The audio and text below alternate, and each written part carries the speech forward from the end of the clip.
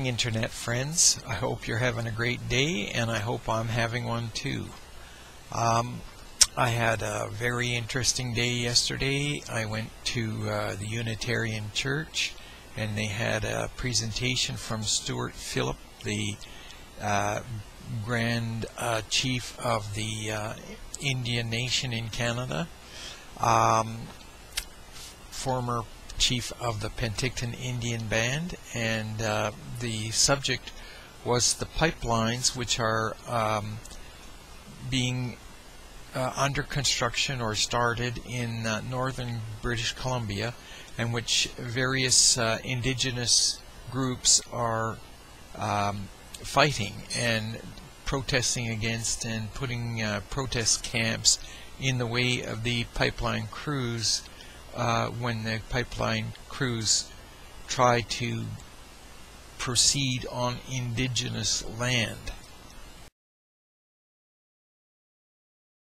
Better in protecting our earth home for the sake of our grandchildren.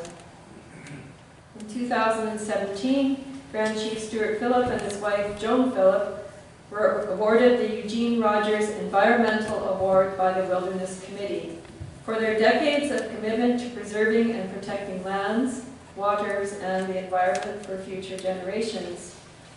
In November 2018, Phillip received an honorary Doctor of Laws from the University of British Columbia. Phillip is married to Joan Phillip, who he describes as having it all. She has courage, and she lives in accord with her principles. Joan has integrity and is hardworking. She is very dedicated to her 6 children and 15 grandchildren. So I would like to invite you to welcome Grand Chief Stewart Phillip.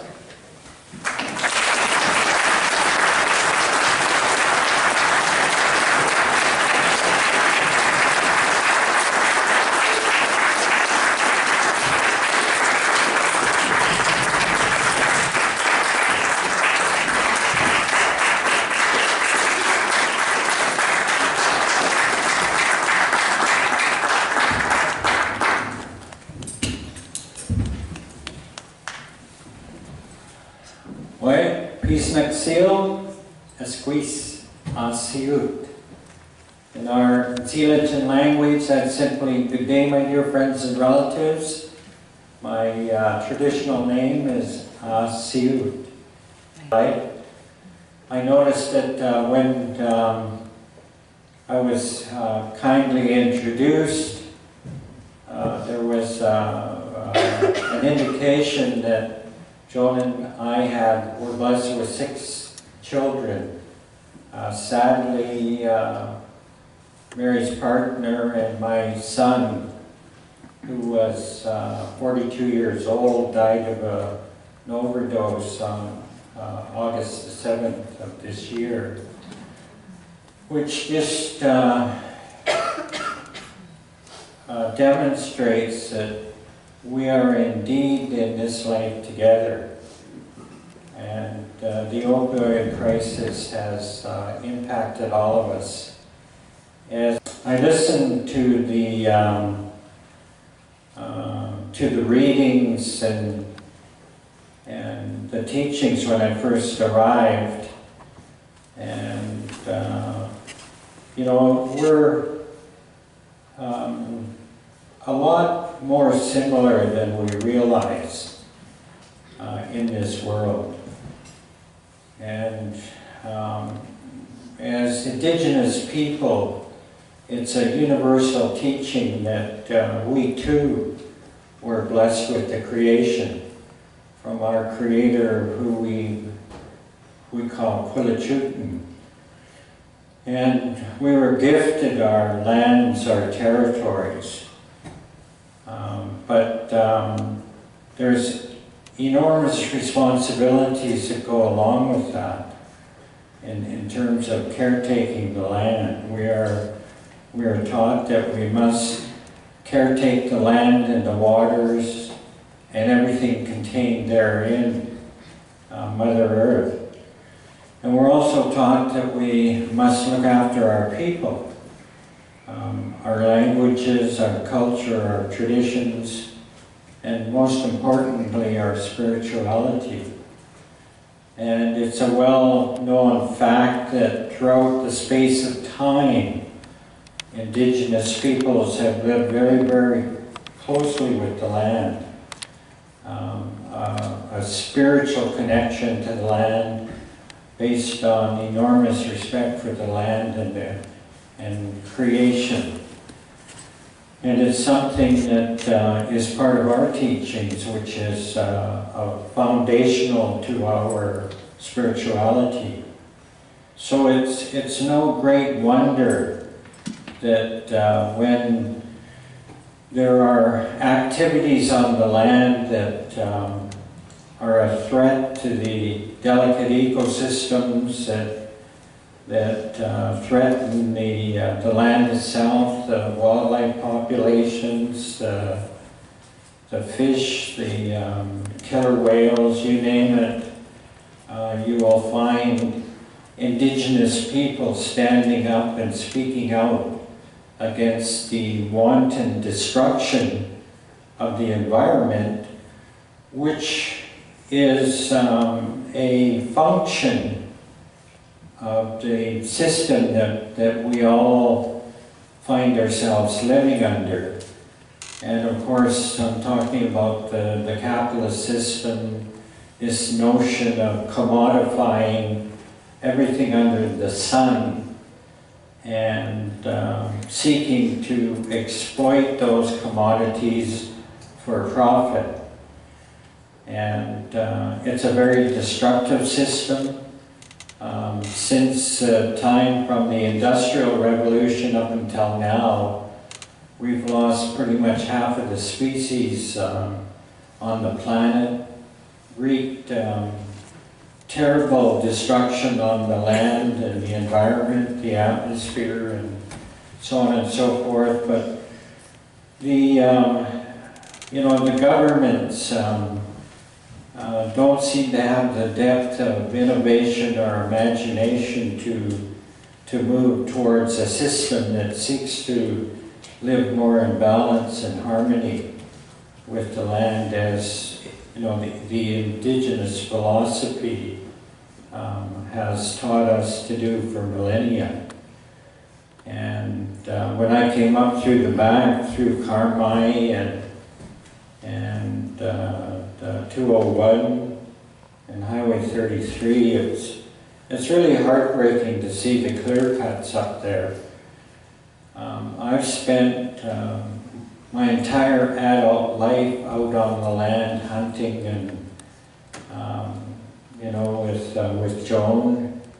Joan's a better shot than I am. One time we were out in the mountains, so to speak, and we decided we would start shooting pine cones off the very, very top of a really tall tree.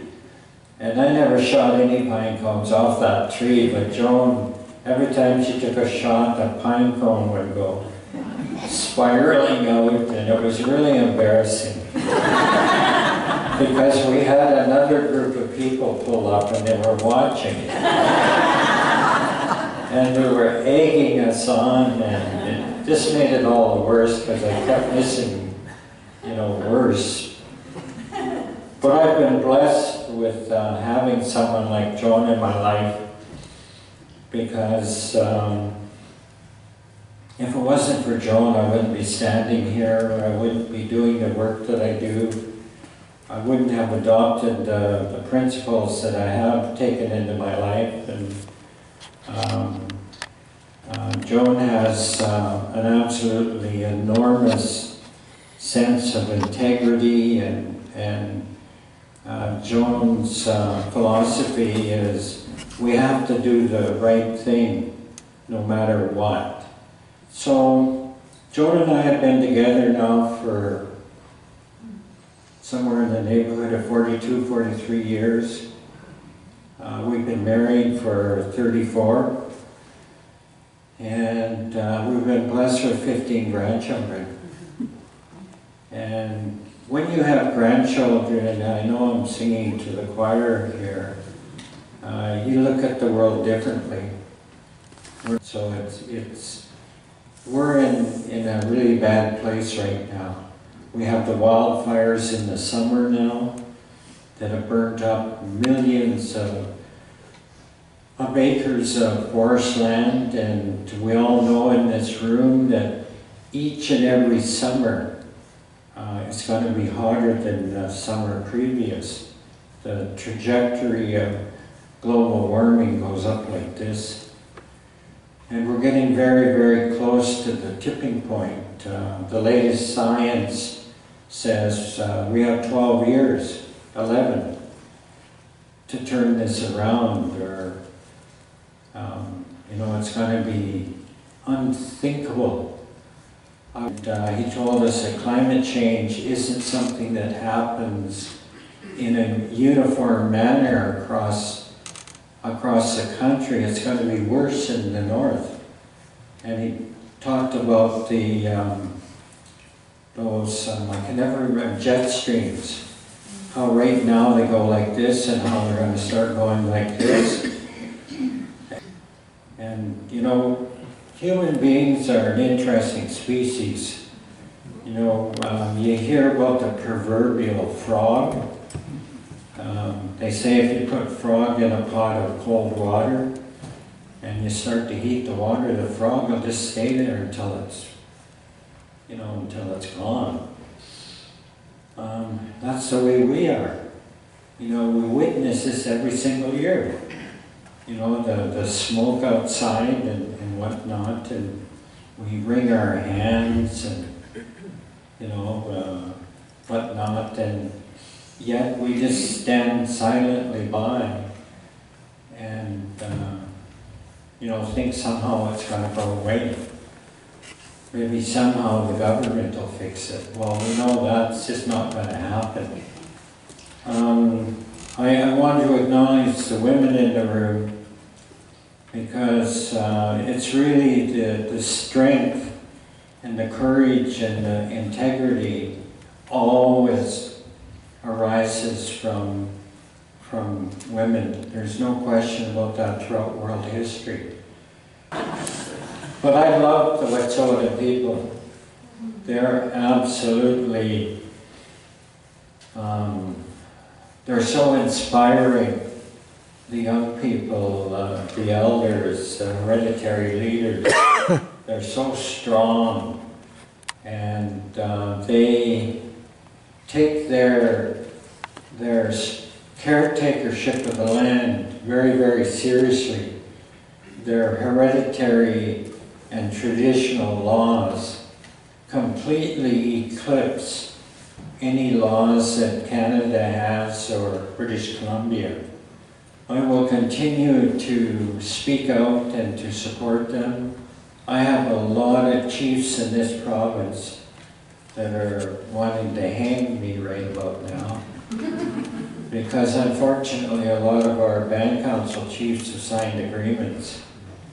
And you know, they really don't care much for my political stands and whatnot, but you know, I'm married to Joan.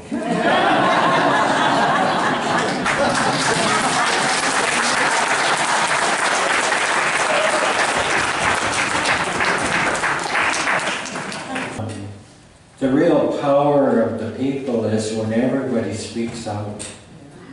Like, every voice is so important in this struggle. And it takes, you know, a half hour or something to put something together and get it out on the internet or whatever. You know, the RCMP really messed up in the Wet'suwet'en issue. They went in there with military assault weapons, and it triggered a backlash that is global in scope. And there are demonstrations all around the world because the people that were on the line were elders, seniors, you know, and they were being thrown around, jumped on, thrown on the ground, knocked out. I mean, it's just absolutely was, you know, brutal force that day. And we met with senior officials of the RCMP in the province, and they tried to justify what they did. And really it's still that cowboy mentality, that cowboys and Indians notion. And the way they attempted to justify going in there with military assault weapons, they told us, they said, well, it was such a remote location and we didn't know what to expect. And so we had to go in there fully prepared for any eventuality. In other words, they're still afraid of us. They're still afraid of the drum and the songs. They still have that movie mentality, you know, and they thought there was 1,000 Apaches hiding in the snow. so they went out there armed to the teeth. You know, so we really castigated them and, you know, basically called them on that notion of going out heavily armed. We said you should have sent 4 people out. You know, 4 trained people to deal with this thing, not, you know, 80 heavily armed people and everything.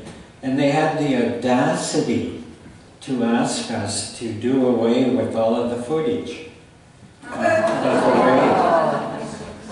And, you know, the Wet'suwet'en leadership just laughed at them. You know, that footage is around the world. And how would they expect us to go out and call it all back in, right? But it's such stark evidence of how backward they are that, you know, they're just totally embarrassed at what happened. So there's enormous support for the Wet'suwet'en. You know, the whole issue of pipelines, the Trans Mountain Pipeline, the tar sands expansion, all of that business is contributing, directly contributing to global warming. And we have to transition, you know, 10 years ago from the fossil fuel industry to renewable energy. There's more jobs in renewable energy, it's cleaner. People don't have to go and live in Fort McMurray. We could have those kinds of facilities throughout the Okanagan, and people could go to work. The money is just as good or better in that work, building solar panels and whatnot.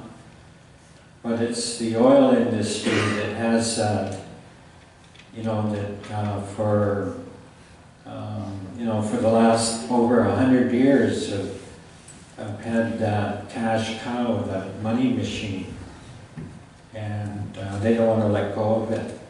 But their arguments, when it's up against science and our traditional and ecological knowledge, makes no sense. The economics aren't making any sense anymore. So they're trying to pull the last dollar out of the industry. And we as grandparents and parents and citizens have to stand up and say no more. No more. Your time is up. And, you know, push it. We can't rely on Trudeau. Like, he made a lot of promises to everyone, he never kept any of them, and has completely rolled over to big oil and industry and so on and so forth. So I just want to stop there and let you know how important you are. Otherwise I wouldn't have come through the back. And I am so grateful for each and every one of you. And I know that the Wet'suwet'en will really be grateful of your support. Because in the beginning they felt alone. And they no longer feel alone. Why?